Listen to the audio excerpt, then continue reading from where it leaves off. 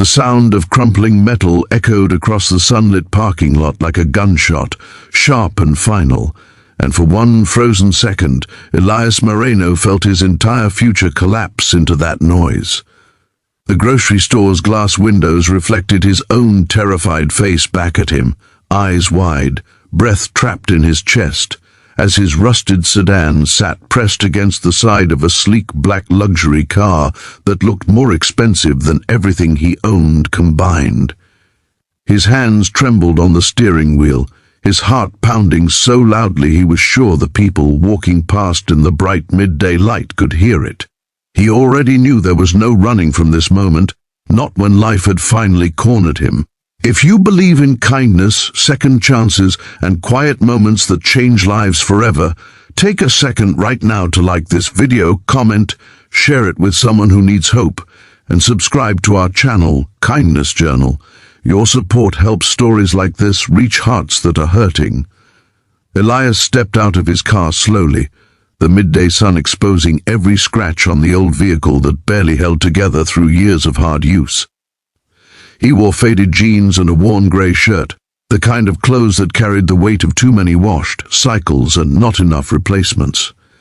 He walked toward the black sedan, his shoes scraping the pavement, and saw the damage immediately. A long, ugly dent ran along the side panel, glossy paint cracked like a broken mirror. His stomach dropped. This wasn't just a scratch. This was the kind of damage that could ruin someone, especially someone like him. In his pocket sat exactly $47, meant to last until the end of the week and cover groceries, bus fare, and his son's school lunch. Elias was a single father trying to survive one long day at a time. His wife had passed away 3 years earlier after a sudden illness, leaving him alone with their 6-year-old son, Mateo, and a mountain of responsibilities he had never been prepared to carry. Alone. Every morning, Elias packed Mateo's lunch before sunrise, walked him to school, and then drove across town to whichever temporary job would take him that day. Construction, warehouse loading, cleaning offices in the afternoon heat. None of it paid much, and none of it offered stability, but he showed up anyway, because Mateo depended on him, and because quitting was not an option. Today had already been hard before the accident even happened. Mateo's shoes were falling apart, and the school had sent home another reminder about the overdue activity fee. Elias had promised his son they would figure it out, just like they always did, even though he had no idea how. When the grocery store parking lot appeared in front of him, bright and ordinary under the blue sky, he never imagined it would become the place where his carefully balanced world tilted. People walked past him now, carts rattling, conversations floating through the air, but no one stopped. No one noticed the man standing beside a damaged luxury car, staring at it like it might swallow him whole. Elias waited, hoping the owner would appear so he could explain, apologize, beg if he had to. Minutes passed. The sun climbed higher. His phone buzzed with a reminder to pick up Mateo from school in less than an hour. Finally, Elias made a decision that felt both humiliating and necessary. He returned to his car, pulled a crumpled notepad from the glove compartment, and searched for a pen that still worked. His hands shook as he wrote, his words uneven and rushed. He explained that the damage was his fault, that he was deeply sorry that he could not afford repairs but wanted to take responsibility. He left his name and phone number, knowing full well that answering that call could destroy what little stability he had left. When he finished, he stared at the note for a long time before placing it gently under the windshield wiper of the black sedan, smoothing it down like an apology made of paper. What Elias did not know was that from the second floor of the building across the lot, someone had been watching everything.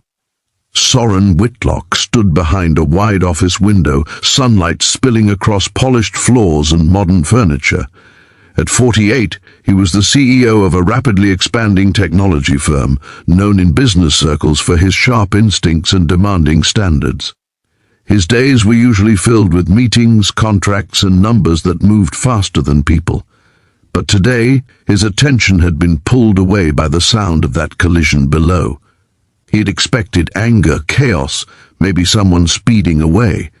Instead, he watched a man step out of an old car with the posture of someone already defeated by life.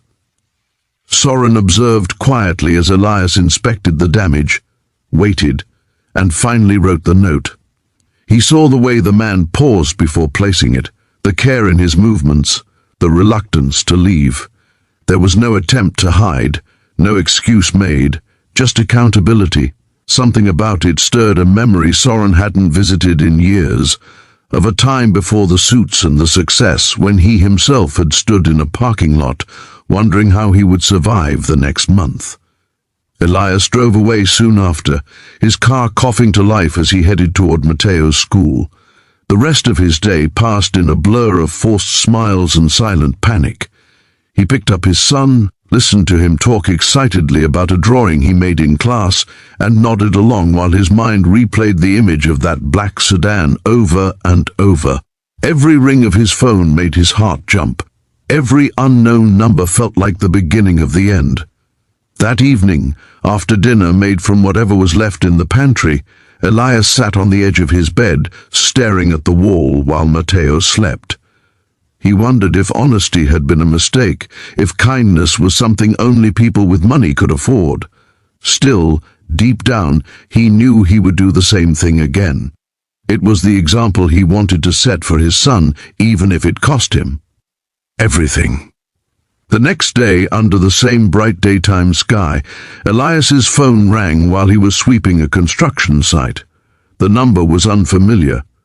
His chest tightened as he answered, already bracing himself. The voice on the other end was calm, measured, and surprisingly gentle.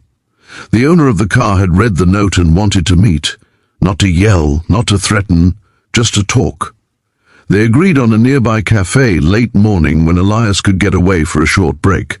When Elias arrived, he saw the black sedan parked neatly along the curb, gleaming in the sunlight. A tall man in a crisp shirt stepped out, his presence confident but not intimidating. Elias felt small approaching him, dirt still on his hands, fear written across his face. He began to apologize immediately, words tumbling over each other, explaining his situation, his son, his finances, his mistakes. He expected dismissal, judgment, maybe even anger. Instead, Soren listened. He listened to the story of a man who worked himself to exhaustion for a child who believed his father could fix anything. He listened to the quiet dignity of someone who took responsibility even when it hurt. He listened, and something inside him shifted. The damage to the car suddenly felt insignificant compared to the weight this man carried every day without complaint. Soren explained who he was, not with pride, but with honesty. He spoke about his own past struggles, about nights spent wondering if doing the right thing mattered when the world seemed indifferent. He told Elias that the car would be repaired, fully covered, and that the note mattered more than the dent ever could. Elias stood there, stunned, tears burning behind his eyes as relief crashed over him in waves. But Soren didn't stop there. He asked Elias about his work, his skills, his goals before life had forced him into survival mode. He saw potential where others saw inconvenience. Within days, Elias received a call offering him a stable position with benefits, training provided, hours that allowed him to be present for his son. It wasn't charity, it was opportunity, earned by character rather than circumstance. Weeks later, Elias walked Matteo to school under the bright morning sun, his posture lighter, his steps steadier. He no longer feared every unexpected sound or unknown number. He had health insurance, he had a schedule, he had hope. Matteo noticed the change immediately, the way his father smiled more, slept better, laughed without strain. The dent in the black sedan had long been repaired, but the moment in that parking lot had left a mark on both men far deeper than metal.